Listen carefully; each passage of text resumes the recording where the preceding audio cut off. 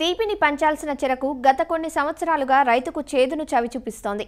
ఇందుకు పెట్టుబడులు పెరగడం, ధరలు గిట్టుబాటు కాకపోవటం, దిగుబడులు తక్కువగా ఉండటం వంటివి కారణాలుగా కనిపిస్తాయి. ఈ పంట సాగులో అధిక ఖర్చు అయ్యేది విత్తన ముచ్చలకే. ఎకరాకు 3 నుంచి 4 టన్నుల వరకు విత్తనానికే ఖర్చు అవుతుంది.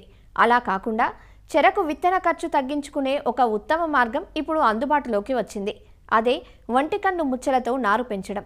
దీనివల్ల ఒక అరటన్ను విత్తన గడలైతే సరిపోతాయి. విత్తన ఖర్చు తగ్గడమే కాకుండా ప్రోట్రేలలో పెంచుకొని నారు నాటుకుంటాం కాబట్టి సాగు సమయం కూడా ఆదా అవుతుంది. పొలంలో మొక్కల సాంద్రత కూడా బాగుంటుంది.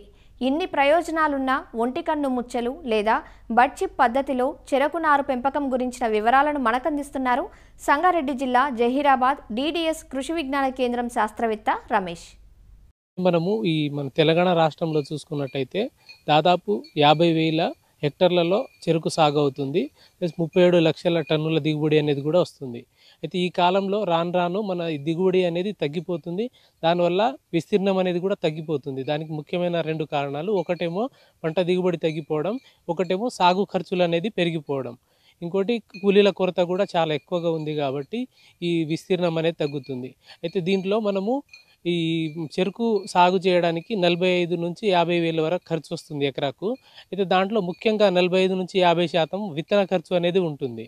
అయితే మనం సాధారణ పద్ధతిలో 3 నుంచి 4 టన్నులు అనేది చెరుకు అనేది నాటుకుంటాం. 3 ముచ్చెలు కానీ 2 ముచ్చెల పద్ధతిలో అయితే మనం 3 నుంచి 4 టన్నులు అనేది వాడుకుంటాం.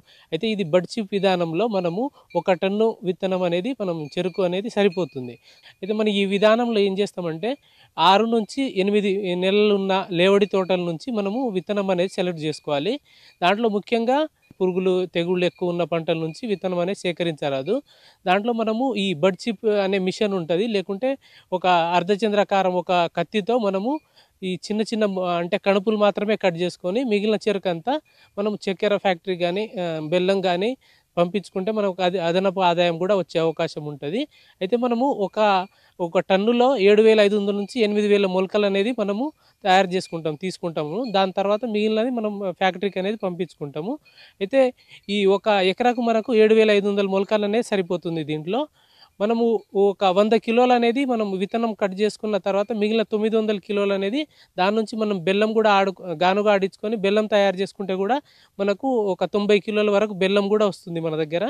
అయితే ఇది ఫస్ట్ చేయాల్సింది ఏంటంటే ఈ కట్ చేసుకున్న దానికి విత్తన శుద్ధి చేసుకోవాలి. 1 మిల్లీలీటర్ ప్రొపికోనజోల్తో 1 లీటర్ నీటిలో కలిపి ఒక 25 నుంచి 30 నిమిషాలు దాంట్లో నానబెట్టి తర్వాత ప్రోట్రేస్ అంటే 50 కానీ 60 కానీ క్యావిటీస్ ఉన్న ప్రోట్రేస్లో ఈ చెరుకు కన్నులు అనేది ఒక 50% కోకోపీట్ నింపిన తర్వాత కన్నులు పైకి ఉండే విధంగా పెట్టుకొని తర్వాత మిగిలిన కోకోపీట్ అంతా పైన నింపేసేయాలి. ఇలా నింపి తర్వాత రోజ్ క్యాన్తో నీళ్లు పోసేయాలి.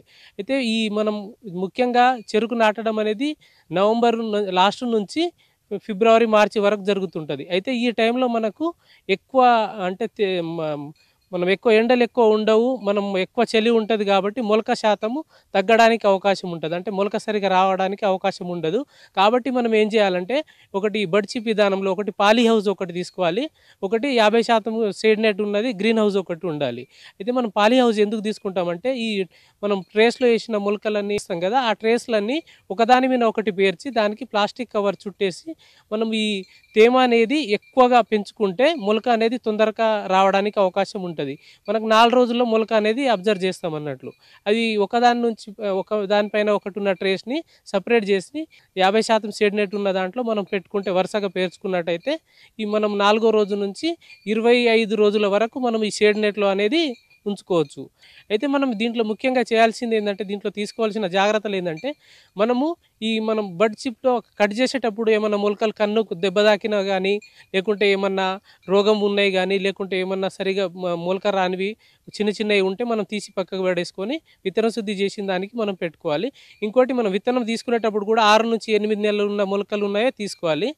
దీంట్లో మనకు అడ్వాంటేజ్ ఉపయోగాలు చూసుకున్నట్టయితే ఏముంటాయంటే ఈ పిలకలు అనేది ఎక్కువ రావడానికి అవకాశం ఉంటుంది. ఇంకోటి పిలకలు ఎక్కువ వచ్చి ఒకేసారి ఎదుగుదల అనేది కూడా యూనిఫామ్గా ఉంటుంది. దీంట్లో మనం గడల వెయిట్ కూడా క్లమ్ వెయిట్ అంటాం, అది కూడా ఎక్కువ రావడానికి అవకాశం ఉంటుంది. దీంట్లో చక్కెర శాతం కానీ దిగుబడి కానీ ఎక్కువ ఉంటుంది. ఇంకోటి మనం దూరం దూరం అంటే జంటసాల పద్ధతిలో నాటుకుంటే ఇంకా బాగుంటుంది. ఇంకోటి మనము కలుపు కానీ ఏదైనా పవర్ టిల్లర్ అట్లా ఉపయోగించి మనం కలుపు కూడా నివారించుకోవచ్చు మనం ఈ దూరం దూరం సార్లు ఉండడం వల్ల. ఈ విధంగా పాటించడం వల్ల మనం ఏందంటే ఇప్పుడు ఒక టన్నుకు మనకు రైతు దగ్గర 3.5 నుంచి 4 వేలు అనేది ఖర్చు వస్తుంది. అంటే మనం 3 నుంచి 4 టన్నులన్నా కూడా విత్తనం ఖర్చే మనకు 15-16 వేలు అనేది అవుతుంది. దీంట్లో మనం ఒక టన్నే కాబట్టి 4 వేలు వేసుకున్నా కూడా దానికో ప్రోట్రేస్కు ఒక 2 వేలు వేసుకున్నా కూడా ఒక 1000 రూపాయలు అనేది మనము కోకోపీటు మనం 7,000 రూపాయల్లో మనం ఎకరాకు కావాల్సిన మొలకలనే తయారు చేసుకుంటాం. ప్లస్ ఈ మొలకలు కూడా అన్ని యూనిఫామ్గా మనకు మొలకొచ్చి దృఢంగా ఉండి మనం చేనులో కూడా మంచి దిగుబడి వచ్చే అవకాశం ఉంటుంది. ఇంకోటి మనం చేనులో కూడా ఒక నెల అనేది పంట కాలం అనేది కూడా తగ్గించుకోవచ్చు. కన్నులు తీసిన తర్వాత మిగిలినది మనం బెల్లం ఆడించుకుంటే కూడా మనకు 1000 కిలోలు చెరుకు పంపిస్తే దాంట్లో మనకు 90 నుంచి 100 కిలోలని బెల్లం కూడా వస్తుంది. 80 రూపాయల చొప్పున మనం బెల్లం అమ్ముకుంటే కూడా మనకు ఈ విత్తనం తయారు చేసిన ఖర్చు అంతా దాంట్లో వెళ్ళిపోతుంది మనకు. రైతులు ఈ విధంగా పాటించి యాజమాన్య పద్ధతులు పాటిస్తే మనకు సాగు ఖర్చులు తగ్గి దిగుబడులు అనేది పెరుగుతాయి. దీంతోపాటు మనం అదనపు ఆదాయం కూడా రావడానికి అవకాశం ఉంటుంది.